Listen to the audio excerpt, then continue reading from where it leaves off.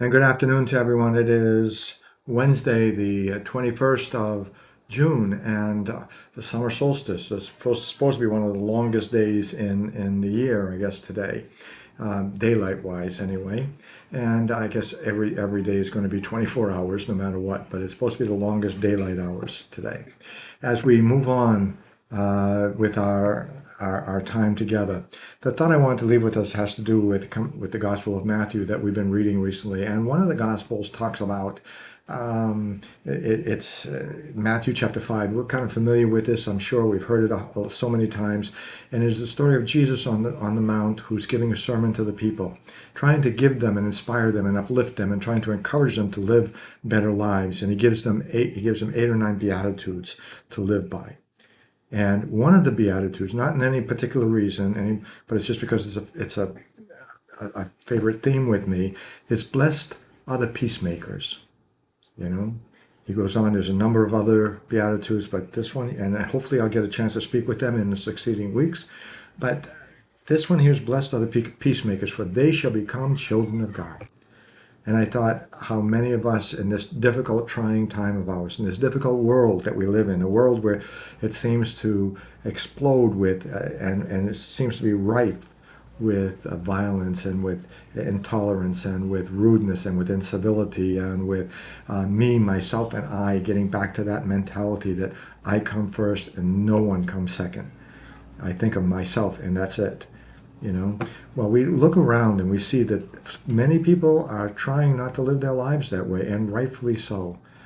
To be called the children of God, we have to become a peacemaker. And what is that? I heard this little story. I read this little story, and I'm going to share it with us today. It's about how on one Sunday there's these three children coming out of this service, and as they were going out, the younger 4-year-old brother goes to the older sister and says, "Would you like a piece of would you like a piece of candy? A piece of gum, rather, a piece of gum." And she says, "Sure." So she took the piece of gum, and when she received that, she said, "Would you like to the 4-year-old? Would you like a piece of chocolate?" Yeah. So he took the piece of chocolate. Now that left the third child, the 6-year-old brother, a little left out in the wind, and he was a little perturbed about this. He was very sad, and he said, "No one ever gives me any treats coming out of church." Well, Wesley, the 4-year-old, sat very quietly at that particular time. And as they were going home from the lesson, as they were going home, I asked him, "What was the lesson you learned in church today?" And he said, "Well, it's about being a peacemaker." And I asked, trying to get him to tell me about his lesson. He told me a story example of a peacemaker.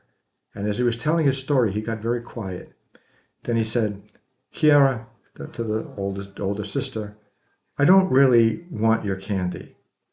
And the older girl was a little surprised. She said, "Why not?" "I mean, I do want it, but it's okay if you give it to Cortland." "Are you sure you don't want your gum back then?" "No, no, no, you keep the gum. It's okay. You can have it."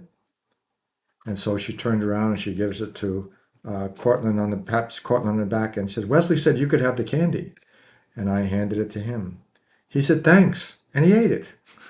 And everybody was smiling. An example of a peacemaker, you know.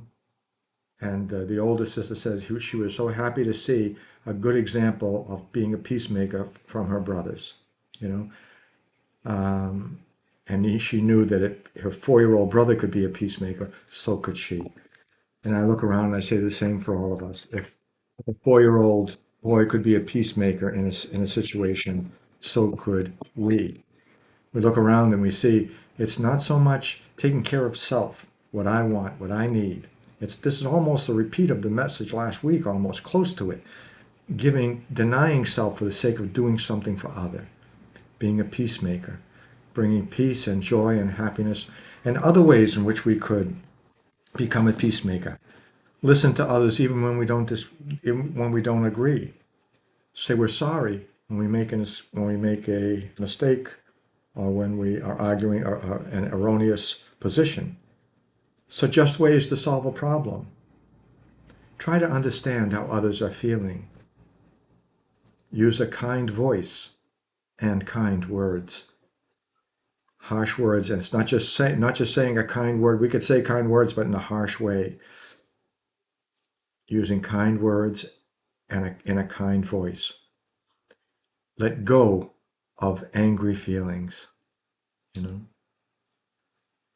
pray to God for help in getting along with other people, especially people who we struggle with getting along with. It doesn't mean that you let people hurt you, but it does, because we all need and deserve to be given respect. But we're looking for the respect and the peace of others. If we can diffuse a situation, a troubled situation, then we try to do so.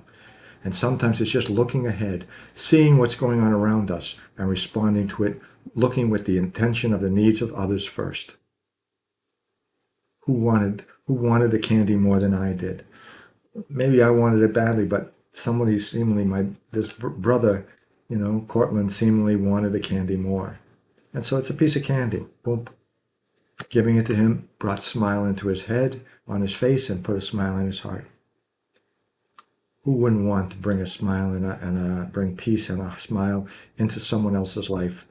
Not just once, but multiple times, multiple days of every week, of every month, of every year in our life. Let's choose to do just that. Become a peacemaker. Don't just talk about it. Don't just pray over it. Act on it. Become a peacemaker in all that you say and all that you do. Bring joy into someone's life. Make their life fuller and more complete because you have entered into it. Same message, constant, different examples sometimes, but remember the message needs to be not just up here. This is what needs to be transformed here.